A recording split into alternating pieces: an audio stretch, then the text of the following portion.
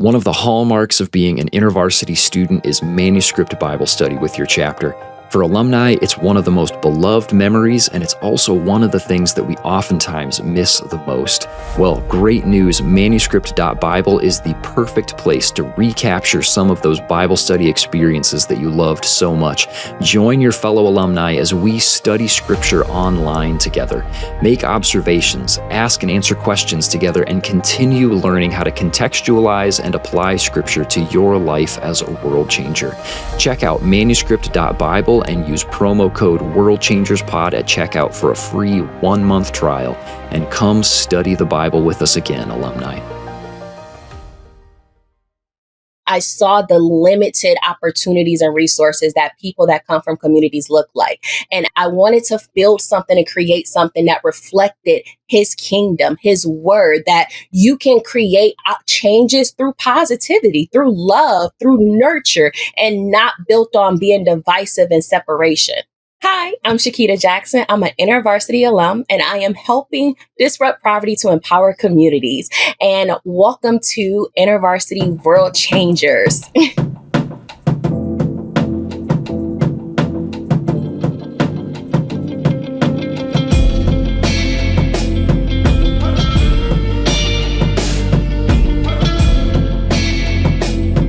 Chiquita, welcome to the podcast. Thank you for having me. Oh, I'm so glad that you're here, Chiquita. Hey, would you help our audience get to know you a little bit as we start to step into our conversation together? Absolutely.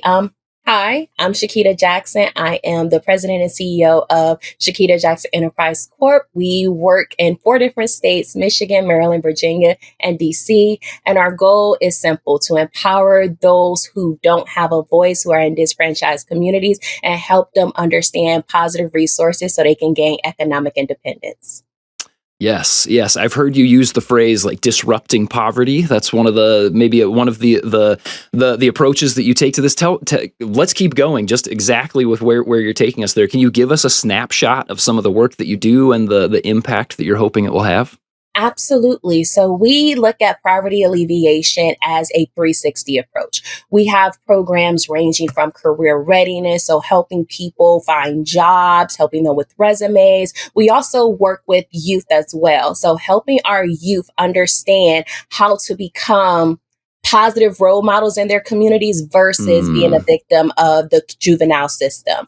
We also do a lot of grassroots data and research and advocacy, just really looking at the core causes and issues in communities and helping the local and state government understand how to better support and where the most efficient way to utilize the resources and funding that they have available for the community. So really just looking at the community and also working alongside the government, putting those two together to create immeasurable changes so we can help not only this generation, but future generations moving forward. Wow. I mean, it sounds like it is a very holistic approach, a partnering approach. This sort of what's the phrase of the give a man a fish versus teach a man a fish, man how to fish sort of approach. And like, okay, what can we do to train and prepare and set you on your way, and to bring in local partners that you will continue working with in important ways? Absolutely. A core reason why I founded this organization is because a lot of the things that I noticed that wasn't available for people that's in my family was available for me. Being a first generation high school graduate, college graduate, entrepreneurial, Wow. I saw the limited opportunities and resources that people that come from communities look like. And as a strong believer in Jesus Christ and a follower of his word all my life, I wanted to build something and create something that reflected his kingdom, his word, that you can create changes through positivity, through love, through nurture, and not built on being divisive and separation.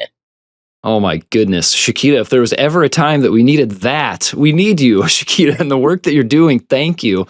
Holy cow. That is just that statement right there of hope, positivity built on the goodness of God's kingdom and not division. I mean, oh boy, I'm already sold on the work that you're doing. So I'm excited to keep hearing more the layers upon layers of what some of this looks like and some of the stories that you have to tell. But part of the story that you have to tell is that, as you mentioned in the intro, you are an InterVarsity alumna. And so can we go back just a little bit, and will you tell us about that, how that part of your life came to be, and maybe some of the influence that that's had on where you are now? Absolutely. So as I stated before, I'm a first generation college student, college graduate. So I Wow, attended yeah. the University of Kansas. I was a part of InterVarsity University or KU chapter. And that was one of the first organizations that I became a part of. And the Okay. reason why I became a part of that, because as I mentioned, I'm coming from Detroit to Kansas, and my family, they just kept saying, make sure you have God first. Keep God first. Mm, Don't get distracted by the world. Don't let, outsiders infiltrate or make you lead away from God. So I was like, okay, Jesus, what organization should I look at? And first thing I saw was InterVarsity. I approached the table and I started attending the meetings. I just felt so accepted and welcome. mm. And during that process, I lost my father. So my second week of undergrad, my father was murdered, and I had to go back to Michigan. When I was gone for like 2 weeks, and I came back to Kansas, and one of the first cards that I received in my mailbox as a student was from InterVarsity, just wishing their Oh, wow. condolences and sending me love and support throughout that grieving process that I experienced. And just seeing how much, not I realized then that InterVarsity don't just talk the talk, they walk the walk. They're not, and it Yeah. didn't matter that I was a Black student. Like, they accepted me for who I am. They allowed me to show up as my authentic self. And I appreciated that so much. So when I Mm. saw that InterVarsity had an alumni sector, I was so excited to be involved and get into it, because we need to spread the word now more than ever, because there's Yes. just so much things that people have given up on. And I'm here to restore that hope, because Jesus saves, Jesus lives. Yes, yes. Oh my goodness, I love it. Let's keep saying that. Let's keep finding ways to say that as we chat today, Shakita. I really appreciate that story, and I know that it's been that you're years removed from the event itself, but I'm so sorry to hear about your father's passing, Yeah. and for that to happen in a space like during your college years. That is incredibly disruptive, extremely difficult. I mean, just I don't have the right words to describe how painful that must have been. And I'm also really proud and thankful to hear that InterVarsity was one of many entities that was there to help support and walk alongside that with you. And that's something that you look back on as like, gosh, this was a really pivotal moment for my relationship with InterVarsity. Absolutely. And it allowed me to realize that I was not the only college student that loved God and loved Jesus and Yeah. wanted to, still be embodied in his work. Like, it really, they made me feel accepted when I thought that I was going to be outcast. And for Hmm. those spaces that InterVarsity created for me as a young 17-year-old, I will never forget. And I always take with me. I still have the card to this day. It's stashed away in Wow. my scrapbook savings and keepsakes. I love that. I love that. And I would imagine that sort of that interaction there is not totally different from some of the experience that you have with the communities that you work with. Like maybe people who say like, I don't know, has everybody just kind of given up on me or just like sort of left me to fend for myself here. And here you are stepping in to say, no, that is not the case. I will not stand for it. Like I'm going to be a part of this with you. And we are going to help empower you and to bring in a support system so that you can keep going and so that you can see a positive direction for your life. And so it sounds like that's maybe a value that you've carried on into this season of life. Absolutely. I realized that change starts with one person. You don't need a Mm, lot of people to start a change, which with the change in regards to how we view Christianity, it only took for Jesus Christ to sacrifice himself. And I was willing to be a person that stepped aside the grain. I stepped outside of what was traditionally accepted in the spaces of being a college student and growing up in the hood, to wanting to, like, okay, just because we come from this does not mean that's how the rest of our lives have to be. And wow. really, and what was so amazing to me as I've continued to grow throughout this journey is looking at my family members and how they changed their interactions, how they changed their viewpoints on life, and realizing that it just took little old me to stand on my 2 feet and stand my Yeah. ground on something that I believe so heavily on, and being able to be like, hey, I'm okay with being an outsider. And now it seems like Mm. more people are okay with like, okay, well, Chiquita, she's an outsider and God is still blessing her and showing her love and support. I can do that too. So really just, I believe that you should walk by faith and not by sight. So me walking by faith, that means that I believe that Jesus is going to guide my steps and he is not going to lead me astray. And standing on that confidence that God got my back no matter what. And when I showcase that, people be like, where do you get your confidence from? And I tell them I get it from my Lord and Savior. And Wow. and when they hear that, they trust me a little bit more, because they're like, hey, if you can stand on principles, you're not out here doing anything crazy. I can be able to listen and trust you to be able to provide me services or to be able to help me get out of my current situation, because I see that you walk the walk and not just talking the talk. Yeah. Wow. Chiquita, speaking of, it only takes one person to get change moving. I mean, tell us the story of how you, as you put it, little old me, how Chiquita Jackson Enterprise Corp got started. Like, what is that? We've heard some of your InterVarsity origin story. Tell us this nonprofit origin story. Yeah, so it actually stemmed from my work, and just as I'm a big on advocacy, I really Mm. believe that advocating for those who don't have a voice. And in 2019, I was a part of this program called Young People For. It is a fellowship program underneath the American People for the American Way, a nonprofit located in Washington, D.C. And throughout that fellowship program with YPF, or Young People For, I had to develop a social justice blueprint. My social justice Okay. blueprint was geared towards creating opportunities for the less fortunate. That was already in my mind. And when I created and I developed it, it was solely for youth. But then I was like, Chiquita, I think adults and other people in the communities could utilize this service too. And mind you, I was just a senior in college when I started. Okay. I've Okay. been an Wow. entrepreneur since my senior year. Like since 2020, Wow. before I graduated, I was already a year into my entrepreneurship journey. So Amazing. I decided that I wanted to help create change. Now, my first year, I was not as successful. I only made like $600 that first year. Okay. So it wasn't like it was profitable off the jump, but I just kept going. The next year, I saw a small increase of 1,500. The year after that, I saw a substantial increase to 40,000. 2023 Wow. saw an increase to over 150,000. Last year, 200,000. So each year, I kept perfecting and tweaking the work to making sure that it reflects the communities that we serve, and it doesn't reflect my personal desires.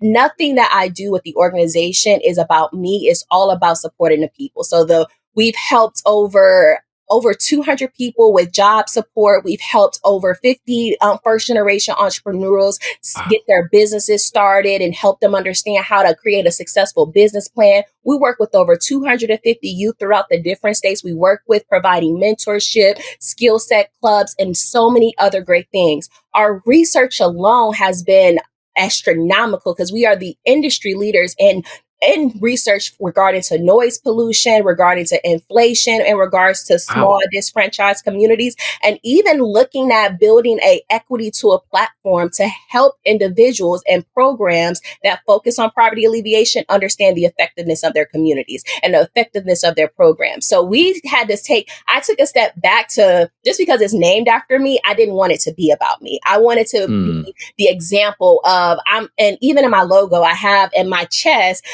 diamond, because I believe I'm a diamond in a rough. And you can't be a diamond in a rough. And diamonds, they put pressure. You got to put pressure on it to make a diamond. And I endured a lot of pressure in my childhood. I've endured a lot of pressure in my adulthood. And I believe that with that pressure makes diamonds. It don't make you fall. It doesn't make you weak. It makes you stronger. It makes you valuable. It makes you priceless. And that is the mission that I'm here to set for people. Because I think that a lot of people, just like you mentioned, they feel hopeless. They don't feel like they can connect to anything because nobody has really showed up for them 100% and authentically. So for me to be able to show people the evidence of my work speaks volume to me because I let them know, hey, I can stand on the backside. You can do everything, but I just want you to understand I want you to go in a positive direction and don't utilize this for personal gain or anything of that nature. Use it for the progression of the community and for personal growth, but don't use it for personal gain. Yes, yes, you mentioned that it's about empowering people to continue empowering their community. That it is meant to be this growing impact, this sort of domino effect from one person to another, as opposed to just teaching a few individual people how to get wealthy and stay wealthy. That it is about how do I take the things that I've been taught and how do I teach those to other people and bring them into this as well. And I love the community impact of that. Chiquita, I think you've already started hinting at some of these things, but I'd be interested to know, what is it about empowering impoverished communities that really ignites your passion? I love this question because it took a village to raise me. I come from, as my mother and my father had me when they was 19 years old. So they were teen parents. And right after, 5 years after I was born, my dad was sent to prison for a crime he did not commit. So that took a lot of community. Wow. I remember my auntie, my great grandma, my grandma, my uncles, everybody in my family gearing around supporting me and helping make sure that I achieved things that my parents didn't achieve. Neither one of my parents they only had a 9th grade education and they have a GED. But I was the first person out of them to go to graduate high school. One thing I remember my grandma saying, you're going to graduate high school. You're going to graduate high school. And when I went to when I was going to college, I was submitting applications. I didn't think I was going to be able to go to college. But it wasn't until my uncle Dub, rest in peace, he called me at 5 a.m. in the morning. He's like, Kiki, and that's my nickname, you're going to college. I'm going to make sure I'm going to pay your new student tuition fee, which was $300. I didn't have it, and no one else in my in my family could have it. He was like, you're going. And he paid it. I went, and that experience in that moment was just something that I just truly value. So me coming from a place of people supporting and surrounding me, making sure that I lived the life that they wanted me to be able to achieve, to set an example for not only, my cousins, but the future generation of our family. It really spoke volume to me. And I think that that's where I got that from. I realized that my family didn't leave me behind despite the obstacles that I had growing up in foster care, my mother being addicted to drugs and my father being in prison. My family did not give up on me, and them not giving up on me and them having that community. And I'm speaking on my family, but I also had teachers that made sure that they were on my head. Chiquita, submit your work. Chiquita, I see you hanging out with those friends. They're no good for you. Stay out of that. Really guiding and mentoring me into the path of a positive way versus self-destruction. And kept keeping that in my mind. I don't want to see no one go through that because I see how it works. I've been through that. I lived through that. And I'm just grateful that I've had people in my life that shield me away from that versus promoting me to be exposed to that. And realizing that that's not the reality of everyone. Not everyone has a family. Not everyone has a support system. CJE Corp was designed and built to be that support system for those who feel like they don't have one in their own personal lives. Wow. Yeah, it just, as you're sharing that story, it's like looking into a mirror of the things that you've already shared about the work that you're doing. Like you can see those elements of, sort of the one person standing up to make a difference and the community coming around together, the sort of the reflective impact of an individual for the community, a community for the individual. And yes, it feels like you have taken real life experience and said, these are sort of the examples I've been given and the things that I've seen in everyday life. I can connect with these things in a very personal way. And so I'm going to take this, and as I want other people to do, I'm going to use this to influence a community so that these people can influence their community as well. Amen. Yep. Wow. What an amazing, these are and I don't want to be flippant about the intensity of the hardships that anyone experiences, but it is encouraging to know that there is that you are sitting at a time in your life right now where you can look back on some of those things and you can say, I can see now some of the ways that God was at work through these really hard, broken parts of life. and he is using those to build his kingdom. And like, what an amazing encouragement for us as alumni to hear those stories of like, oh gosh, are there places that I can look back at the broken stuff and say, but God was there and he was building something for the future through them. Mm. Yeah. I love the example. I love the example that your story sets for us, Chiquita. That's for sure. Can you take us a little deeper into some of the just the practicalities of the work that you're doing? Like, what do you know? How does your nonprofit accomplish its goals? And then can you also tell us a couple of stories about people whose lives have been transformed because of the work that you're doing? Absolutely. I just want to first shout out because this work cannot be done without my amazing team. I Hmm. have a team full of volunteers. We're transitioning to the employee space, and I'm just so Awesome. grateful that they have stood by my side. They believe in the mission and the goal and the passion, and it's one of the most diverse teams that I've been a part of. And just wanting to give them a shout out because I don't do this work alone. They are detrimental to the work, and I just want to make sure that they get their acknowledgement and representation in this space. But I would say that the work that we do it has really been life changing to me. One of the things that we have done is we have looked at the data. We look at the data. We look at federal data, we look at local and state, and we utilize that data to really help us understand how we can best serve the areas that we're serving. So certain Hmm. areas, specifically, I can give you an example with Prince George's County and Montgomery County. So back in 2023, I want to say Prince George's County poverty rate was at a 10%, almost at a 12%. While Montgomery County, their next door neighbors in the state of Maryland, it was only at 7 or 8%, which means that which means, and also looking at the educational level, the high school Hmm. graduates in Prince George's County was only 87%. However, that transition rate to college or higher education was only 35%. So that means that over 50% of the students that's graduating high school, and Prince George's County has like 5 to 6 like HBCUs, universities, community colleges within that county itself. Only 35% of them are considering higher education. And Wow. that's a majority minority community. So that was very alarming to me. First thing I Yeah. looked at was, okay, we have to build a youth program. And we built Promise Youth and Sports Academy to really help encourage and support youth for their fifth grade through high school journey, helping them understand. Hmm. Like we've taken them to NASA, helping them understand a little bit more about STEM. We've done a field trip to the National African American Museum. So we look at the data to understand how we can tweak and reflect our programmings and our community engagement to really reflect the community, because I don't believe in just coming into an area saying, I know what's best, you're going to follow me. No, I'm going to meet you where you are and I'm going to encourage you to grow. Hmm. And a couple of the examples, like, I spoke mostly on the youth program in regards to how we look at the data and how we use that to help us relate and translate that into our work. But outside of that, we have helped single parents, a single mother of 3. She's younger than me. She had her kids when she was a teenager, and she was having such a difficult time finding work. This was, Hmm. I want to say 2024.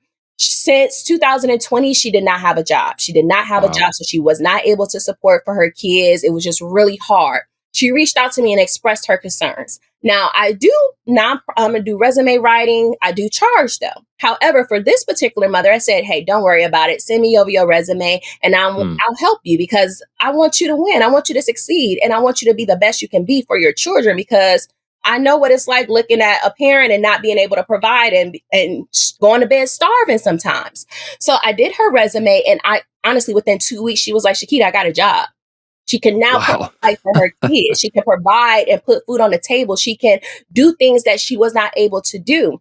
Another example that I can provide you is one of the youth that I was working with specifically. She was a 7th grader at this time, and she just did not know what she wanted to do. She had some confusion. She was a little nervous and she was shy. She was so shy. honestly, after like 1 month of working with her and me building courage and letting her know her true potential, she became the captain on the team. She became one of our shining youth leaders, winning all the awards last year, just Wow. killing it. And another thing that I can state is throughout the research that we do and throughout us just being one of the industry leaders in the spaces that we have been able to build some very, very notable and strategic partnerships. Specifically, we have built a partnership being the My Brother's Keeper Alliance backbone chapter underneath the Obama Foundation for Prince George's County. We've also built partnerships and apprenticeship with the state of Michigan, offering data analytics or tech apprentices and internships to those who are trying to get into the tech space. So through our strategic partnerships, it helps us really amplify our work to a whole nother level and allow us to reach people and give people experiences and opportunities that they never thought that they could achieve.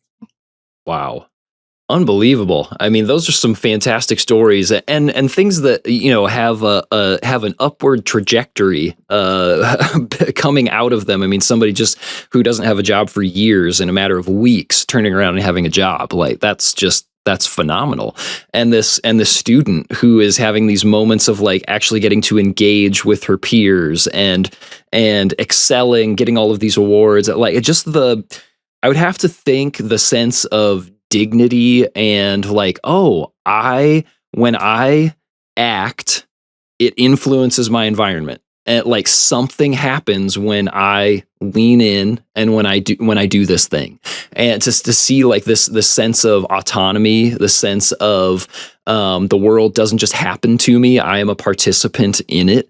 I would have to think that is something that just like sets people up for, okay, so what happens if I try this stuff in this part of my life? And sort of those, ever growing rings of life influence. And okay, well, what about not just for my life? What if I take all this stuff that Chiquita did for me or these volunteers did with me?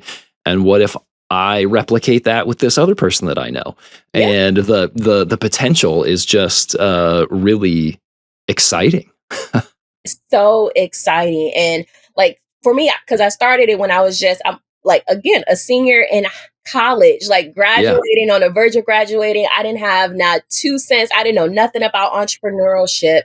So to just be in this space and seeing how much I have grown since that time frame is just, it's shocking to me. I just give the grace, all the glory in God. Because if I can provide another example in regards to just how amazing God has been in my life.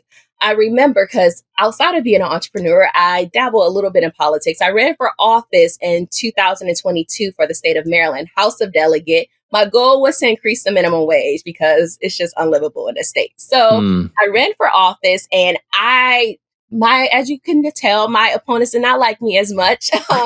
I spoke my mind and I was respectful of everyone, but I also had dignity. And I remember one night something just told me to wake up. I was like, Chiquita, what am I waking up for? It was 3:00 in the morning. I don't know why. God is always talking to me at 3:00 in the morning. Okay. I looked at my emails and then I wasn't really getting donations or anything. Like I was like small donations, $25 here, $10 there.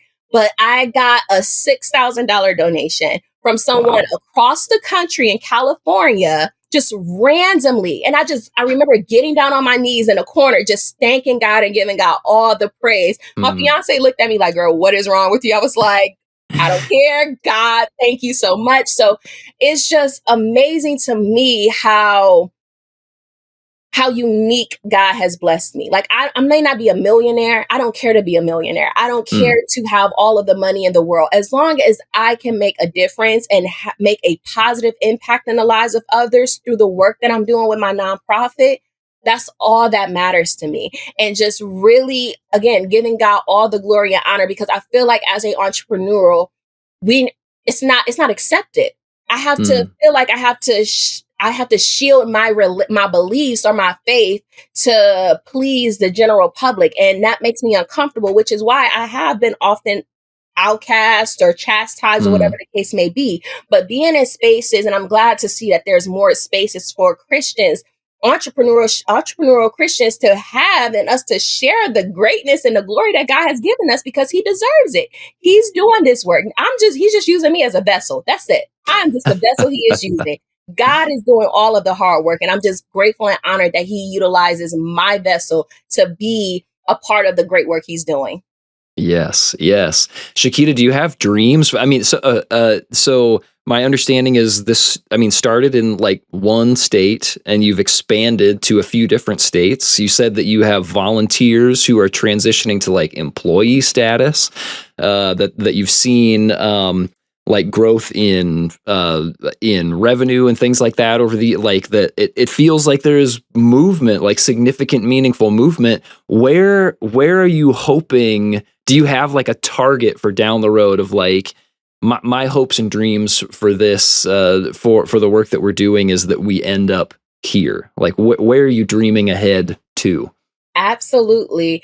So right now, my goal, my dream for our organization within the last 5 years, I say 5 year out. I would say for us to hit a 4,000 people that we provide direct services to by Wow. 2028. Right now, we service and provide direct services to roughly 1,500. I want to increase that to 4,000 in all of the states that we work with. Yeah. I just want us to really expand and just reach out to people because there's so much need for it. However, there's so many people and organizations that we're competing with that say that they do the work, but don't really do it. They leave the people that they're supposed to help high and dry. And then that's when we have to kind of swoop in. So my goal is for us to increase the number of people that we provide direct services to, and just also allowing for us. I am also thinking about dabbling into building and construction space. So I do want to, because Jesus was a carpenter and I love utilizing my hands. Nice. I love it. So I just thinking about just ways that I can expand and help people, because I realize higher education is not necessarily for everyone at the current moment. And more people are geared towards trade and skills and things of that nature. So allowing those, being able to provide some resources or space for those people too, to be able to utilize. So really tweaking and redeveloping the strategy as times change. Yes. Wow. That's amazing. I love the dreams. The dreams of expansion. Again, thinking within the context of the structure that you have developed. Of if you're helping 4,000 people, that's like who you are directly helping. The downstream impact is so many more, like the multiplicative impact of 4,000 people and the influence that they have on their communities. Oh my goodness.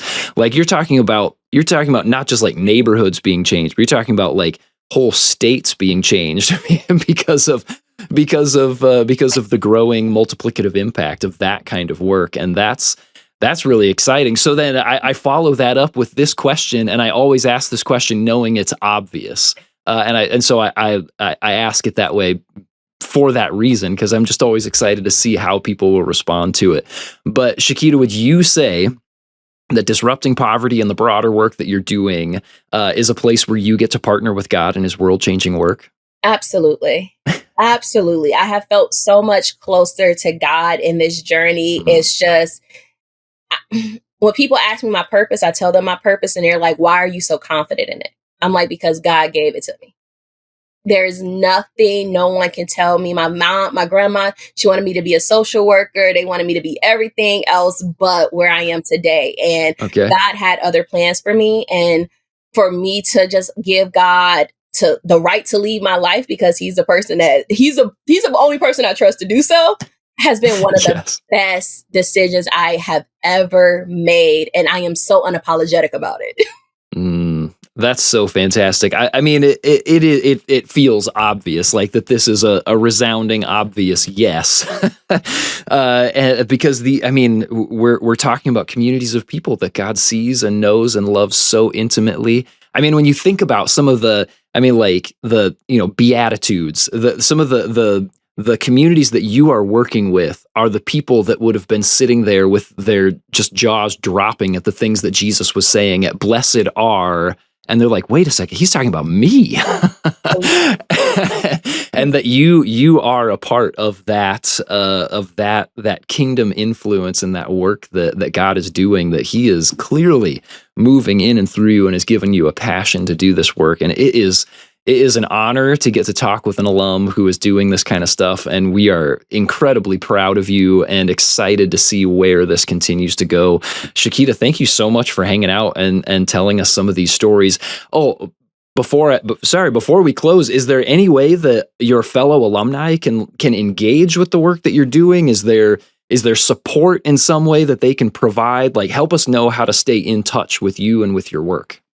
Absolutely. You guys can go to my website at www.cjenterprise.co and check out the great work we're doing. Also, can donate if you want to. You can volunteer, whatever the case may be. And you can also follow us on social media, both on Facebook and Instagram, and even TikTok at Changemaker Chiquita. Nice. We will make sure that all of that makes it into the show notes so people can click, tap, and follow and all the right things so that they can stay in touch and support you. Chiquita, thank you again. This has been so much fun to get to hang out with you and to get to hear your story. Thanks for gifting us this story so that we can help share it along with you, and blessings as you continue to work with the Lord in these really cool spaces. Thank you for giving me an opportunity to share the goals and the passions behind my entrepreneurship and giving thanks to God.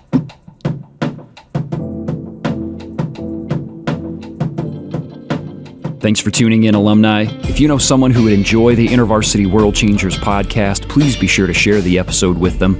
You can also support the podcast by leaving a rating and a review or by visiting our donation page in the show notes. InterVarsity World Changers is brought to you by the InterVarsity Alumni Relations Team, hosted and produced by John Steele, production assistance by Mike Centera, and edited by Caleb Leppert. Our theme song is Crazy by InterVarsity alumnus Andy Minio. Go change that world, alumni.